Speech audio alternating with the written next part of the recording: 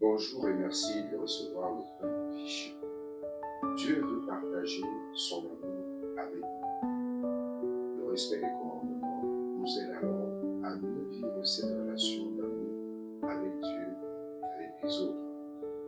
Quand Jésus dit, vous avez appris ceci, et moi je vous dis, il nous dit pour nous aider à revisiter notre rapport à l'amour, notre manière de vivre et d'être en relation avec les autres, à revoir notre façon d'aimer Dieu dans l'amour de notre prochain. Jésus n'est donc pas venu abolir la loi, comme il dit, la loi de Moïse, mais l'accomplir, c'est-à-dire l'apporter à son plein achèvement à travers la loi de l'amour qui permet un dépassement de vie, qui permet de supporter les égarements des uns et des autres. La loi nous est alors donnée comme guide et boussole de vie, comme lumière et garde-fou pour construire une société d'amour, de justice, de paix et de fraternité.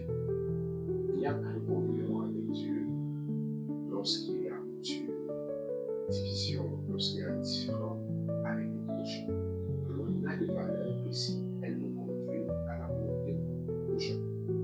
Et l'un des plus forts de cet évangile est aussi l'urgence du pardon. Jésus nous dit, laisse là ton offrande dans l'autel et va d'abord te réconcilier avec ton frère.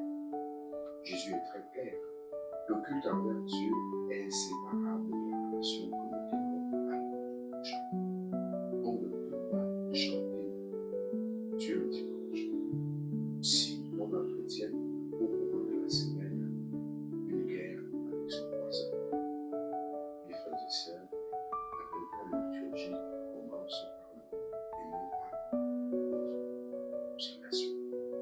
La nouvelle de Jésus ne donc pas un fardeau supplémentaire, c'est un appel à la liberté des enfants de Dieu.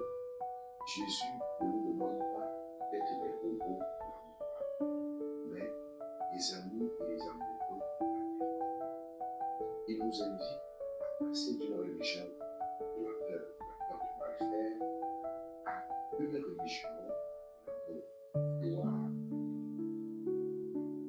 Il nous faut alors suivre celui qui accomplit la loi, Jésus-Christ.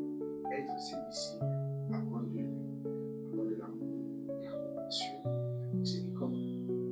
Demandons pour nous après cette semaine de ne pas seulement faire,